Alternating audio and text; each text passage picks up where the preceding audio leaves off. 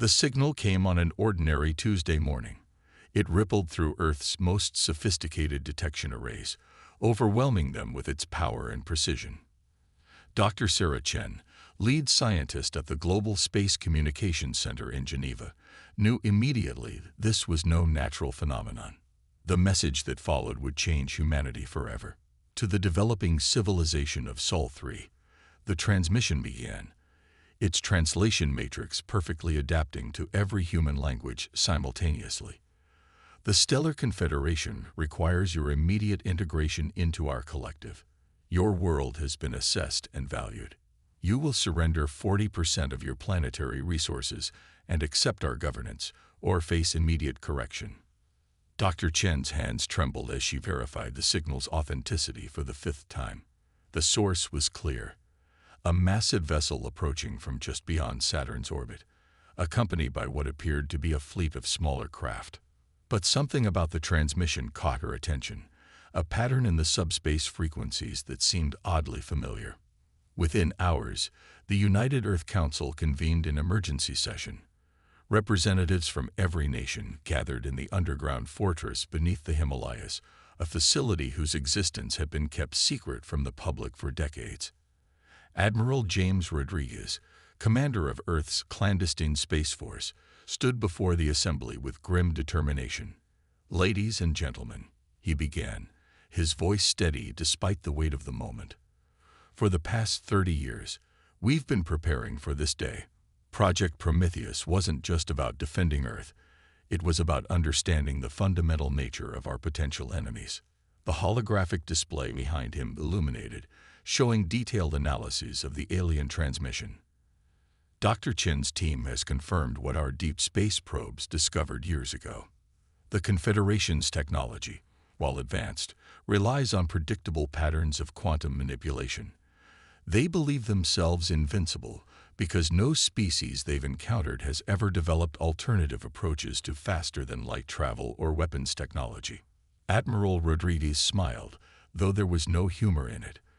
They don't know about the Alcubierre-Morrison breakthrough.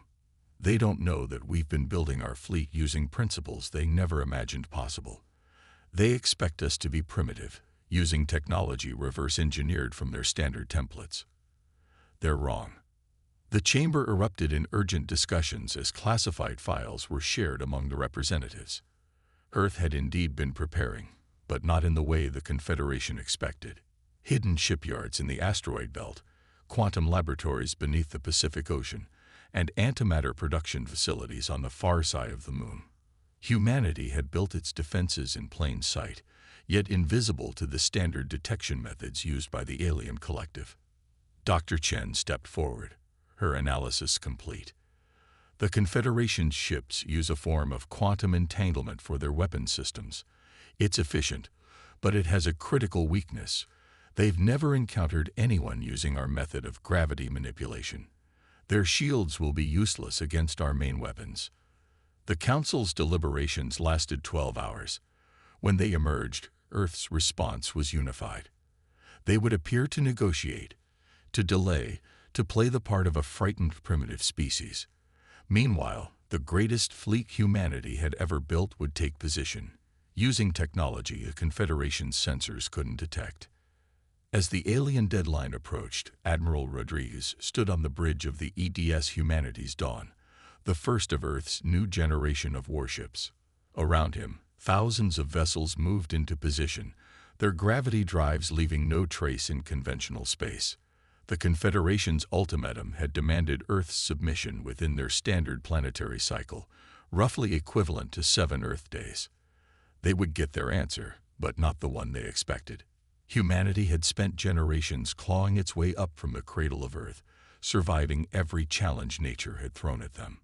They had split the atom, cured diseases, and touched the stars, all while developing in ways no other species had predicted. The Confederation was about to learn a harsh lesson. Humanity doesn't bow to ultimatums. They adapt, they innovate, and when pushed, they fight back with everything they have. As the deadline approached, Dr. Chen's team detected the Confederation fleet beginning its approach to Earth. Right on schedule, exactly as arrogant and predictable as humanity's leaders had hoped. They had no idea they were sailing into the most sophisticated trap ever conceived by human minds. The first phase of humanity's response was about to begin. And with it, the galaxy would learn that threatening Earth was the last mistake the Confederation would ever make. Deep within the asteroid belt, the massive shipyards of Project Phoenix hummed with activity. Captain Maya Singh watched through the reinforced viewport as automated construction units swarmed around the nearly completed vessels. Each ship represented a radical departure from conventional space warfare doctrine, incorporating technologies that had been developed in absolute secrecy. "Status report," she commanded, her voice carrying across the command center of Production Facility Alpha. Lieutenant David Chen, no relation to Dr. Chen in Geneva, pulled up the latest statistics. "Final weapons integration is proceeding ahead of schedule, Captain. The gravity lance arrays are showing 98% efficiency in simulations, and the quantum shield matrices are performing beyond projected specifications." Maya nodded, her attention fixed on the massive vessel taking shape before her. The EDS Defiant, her future command, represented humanity's greatest achievement in military technology. Unlike the Confederation's bulky, energy-intensive designs, Earth's ships were sleek and efficient, built around the revolutionary Alcubierre-Morrison drive that bent space itself. "The Confederation expects us to either surrender or attempt to fight them with crude copies of their own technology," Maya mused, more to herself than her crew. "They've grown complacent, believing their way is the only way to achieve interstellar travel and advanced weapons technology." The facility's chief engineer, Dr. Marcus Williams, joined them at the viewport. "That's their fundamental weakness," he agreed. "They've spent millennia perfecting a single technological path, never imagining that alternative approaches might exist. Our gravity manipulation technology isn't just different. It's completely invisible to their detection systems." Throughout the asteroid belt, similar scenes played out across dozens of hidden facilities. Earth's response to the Confederation's ultimatum would come in the form of ships that defied conventional physics. The gravity lance, humanity's principal weapon, didn't just target enemy vessels. It distorted the very fabric of space-time around them, rendering traditional shields useless. In the training simulators, crews drilled constantly, learning to operate technology that had never been used in actual combat. The ship's artificial intelligence systems, quantum-based but fundamentally different from the Confederation's approach, adapted and learned alongside their human operators. Admiral Rodriguez's voice came through the facility's communication system, addressing all personnel. "The Confederation believes they're dealing with a primitive species that will either submit or be easily crushed. In 7 days, they'll learn just how wrong they are. Every ship, every weapon, every tactic we've developed has been built around a single principle. We will not fight them on their terms." Maya watched as the final sections of the Defiant's hull were sealed. The ship's outer layer was composed of metamaterials that absorbed or deflected standard scanning methods. To the Confederation's sensors, the vessel would appear as nothing more than a small collection of space debris. In the training center, crews rehearsed complex battle maneuvers that took advantage of their ship's unique capabilities. The gravity drives allowed for movements that would be impossible with conventional propulsion, while the quantum shields could adapt to any weapon currently known to exist in the galaxy. Dr. Williams approached Maya with a tablet displaying the latest test results. "The gravity lance performed perfectly in the final trials," he reported. "When it hits their ships, their quantum-entangled shields will try to compensate for an attack that isn't coming, leaving them completely vulnerable to the actual spatial distortion." Maya studied the data, a small smile playing at the corners of her mouth. "They expect us to be predictable," she said, "to either cower in fear or rush out to meet them in a conventional battle. Instead, we'll show them something they've never seen before." As the deadline approached, Earth's hidden fleet grew stronger. Each ship was a testament to human ingenuity, a product of decades of secret research and development. The crews were ready, the weapons were primed, and the trap was set. In her quarters aboard the nearly completed Defiant, Maya reviewed the battle plans one final time. The Confederation's fleet would arrive expecting to find a helpless planet ready for conquest. Instead, they would face an enemy that had spent years preparing for this moment, using technology they couldn't detect and tactics they couldn't predict. The countdown to confrontation had begun, and humanity's response would shake the foundations of galactic society. Project Phoenix wasn't just about building ships. It was about proving that humanity deserved its place among the stars, not as subjects, but as equals. The Confederation's diplomatic vessel hung in high Earth orbit like a gleaming dagger, its crystalline structure refracting sunlight across its quantum-enhanced hull.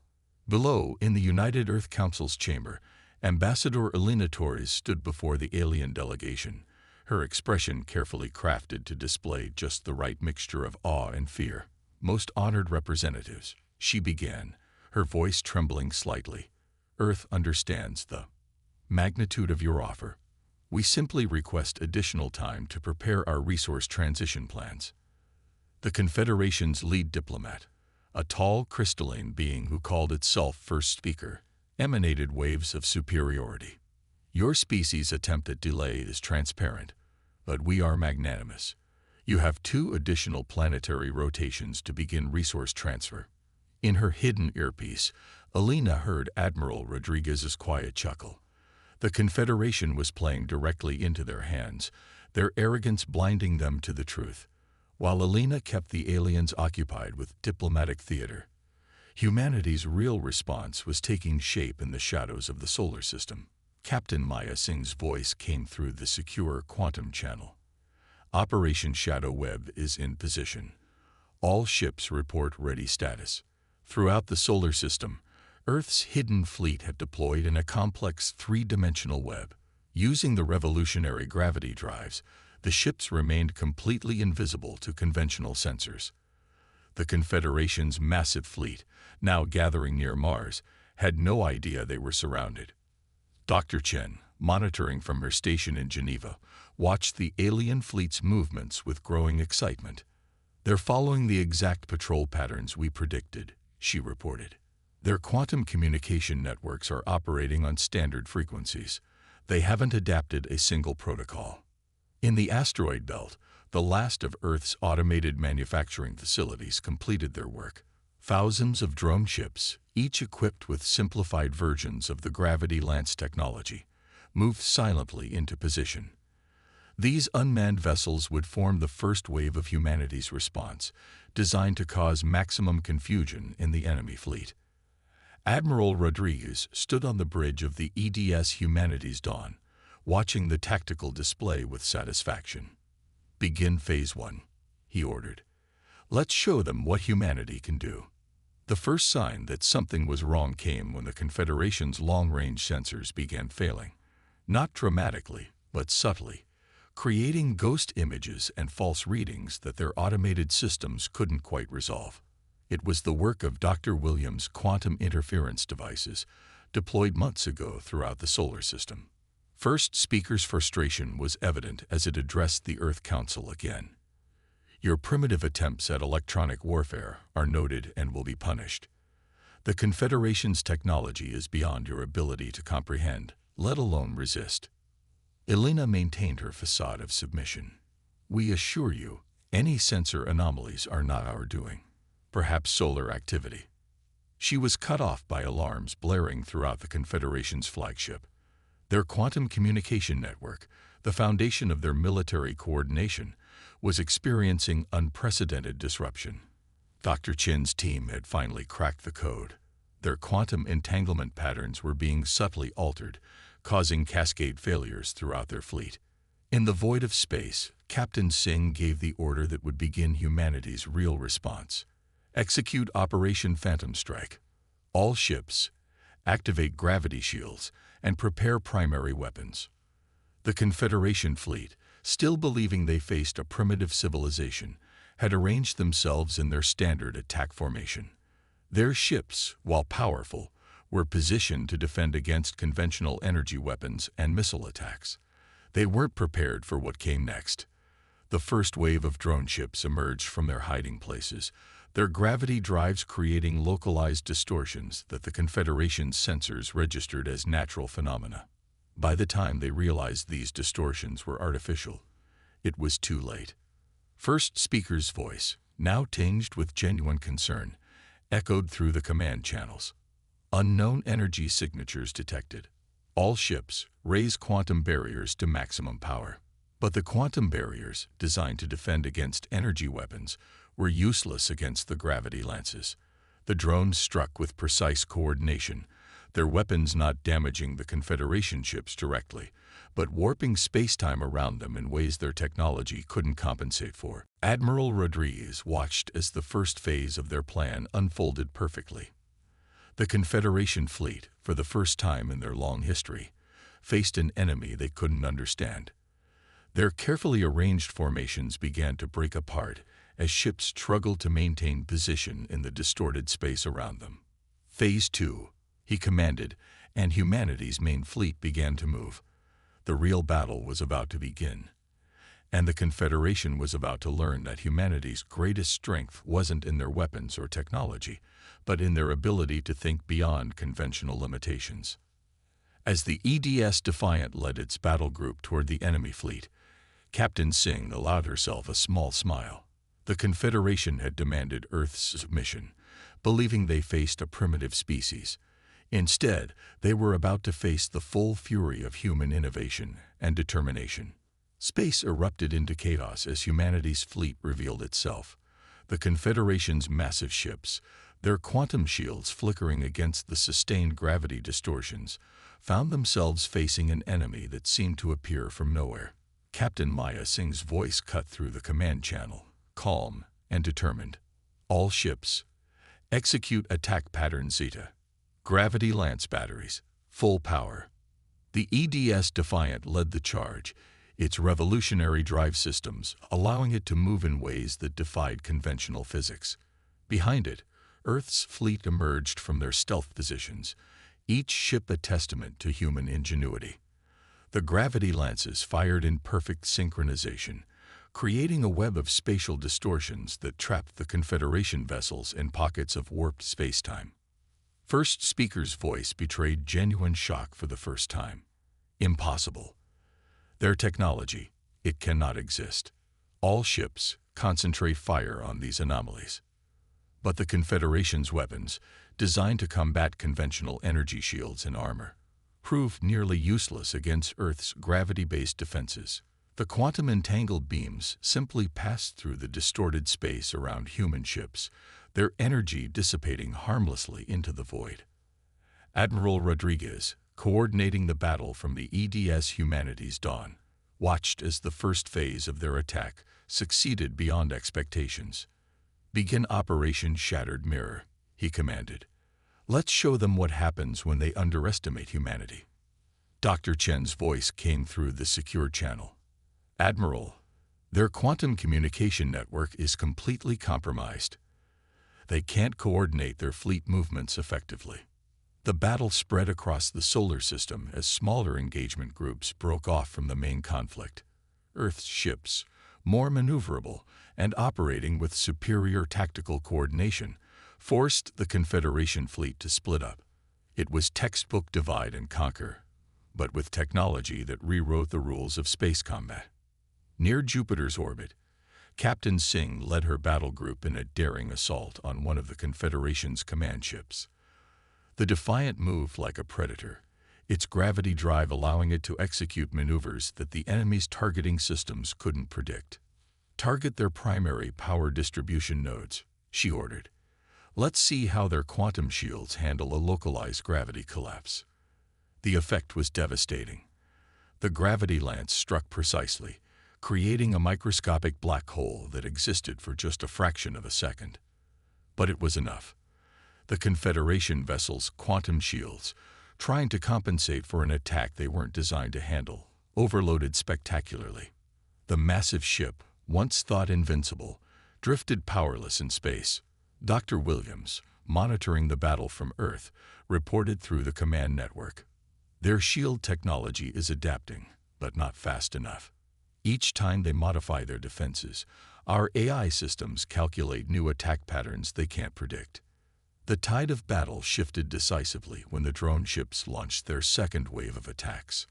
Programmed with advanced combat algorithms, they swarmed around the larger Confederation vessels like angry insects, their smaller gravity lances creating a chaos of spatial distortions that the enemy couldn't navigate.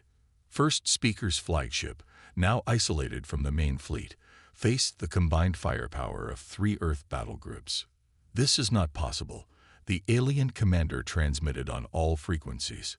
"You are a primitive species. Your technology should be centuries behind ours." Admiral Rodriguez allowed himself a grim smile as he responded. "Your mistake was assuming there was only one path to the stars. Humanity doesn't follow paths. We make our own." The battle reached its climax as Earth's forces executed their final masterstroke. The gravity lance batteries fired in a precisely calculated pattern, creating a cascade of spatial distortions that rippled through the Confederation fleet. Ships found themselves trapped in bubbles of warped space, their quantum engines unable to compensate for the fundamental distortions in reality around them. Captain Singh watched from the Defiance Bridge as the enemy fleet's formation completely collapsed. All ships execute final attack pattern, target their command and control systems. The precision of humanity's attack was absolute. Instead of destroying the Confederation ships outright, Earth's forces systematically disabled them, targeting power systems and quantum communication arrays with surgical precision. One by one, the mighty vessels of the galaxy's greatest power fell silent. First Speaker's final transmission carried none of its earlier arrogance. We yield. The Confederation acknowledges humanity's right to independence." Admiral Rodriguez's response was measured but firm.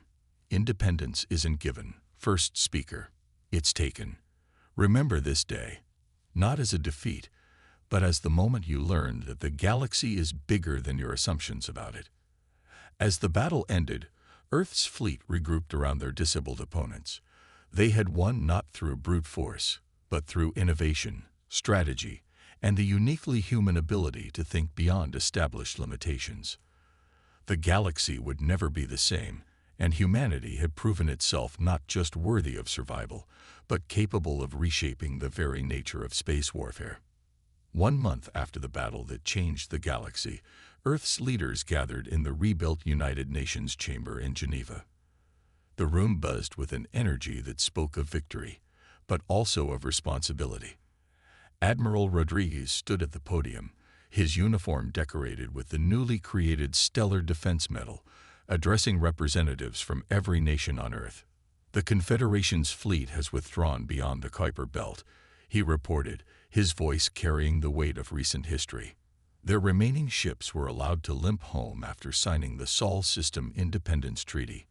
But this isn't just a military victory. It's the beginning of a new era for humanity. Dr. Chen, now heading the newly formed Interstellar Relations Division, brought up a holographic display showing the known galaxy.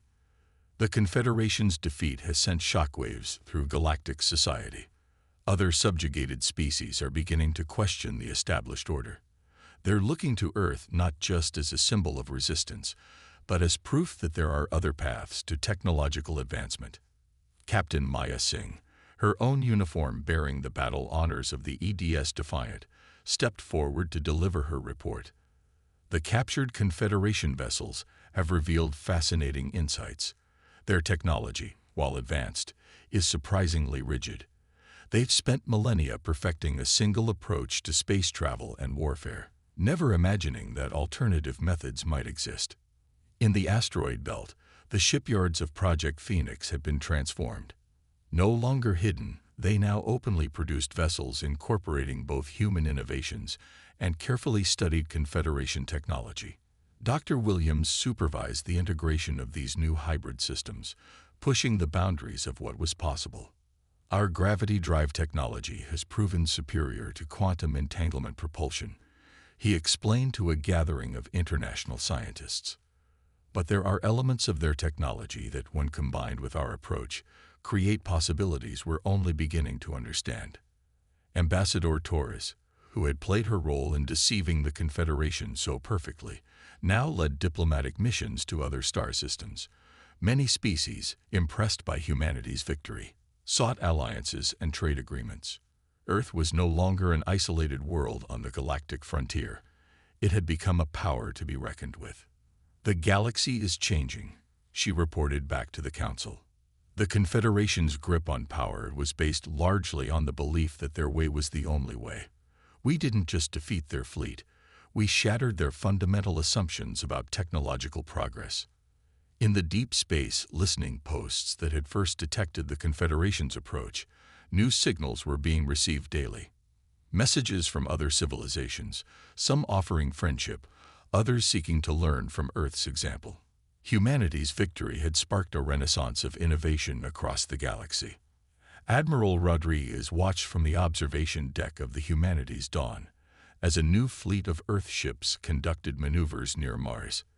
These vessels represented the next generation of human innovation, incorporating lessons learned from the battle while pushing forward with new ideas. "We never wanted to be warriors," he reflected to his assembled staff. "But we proved something important, that humanity's greatest strength isn't our technology or our weapons. It's our ability to think differently, to challenge assumptions, and to find new solutions to old problems." The Confederation, humbled but not destroyed, had been forced to recognize Earth as an equal. More importantly, they had to acknowledge that their technological monopoly was broken. Other species, inspired by humanity's example, began exploring alternative paths to the stars. Captain Singh, now promoted to fleet commander, stood on the bridge of the upgraded Defiant, preparing for humanity's first diplomatic mission beyond the solar system. "We're not just defending Earth anymore," she told her crew. "We're showing the galaxy that diversity, in thought, in approach, in technology, is the true path to advancement." The legacy of humanity's defiance reached far beyond military victory. Earth had demonstrated that progress didn't have to follow a single path, that innovation could spring from unexpected sources, and that even a supposedly primitive species could reshape galactic civilization through creativity and determination. As Earth's ships ventured out into the galaxy, they carried with them not just advanced technology, but a message. The future belongs to those who dare to think differently. The stars had once seemed like a barrier to humanity's progress. Now they were a highway, and humanity was just beginning its journey. Dr. Chen, looking out at the night sky from her office in Geneva, smiled as she monitored the signals from Earth's expanding presence in space. "We didn't just win our independence," she mused. "We started a revolution, not of weapons, but of ideas." The galaxy would never be the same, and humanity's legacy of defiance would echo through the stars for generations to come. They had proven that the path to the future isn't found in following established rules, but in having the courage to forge new ones.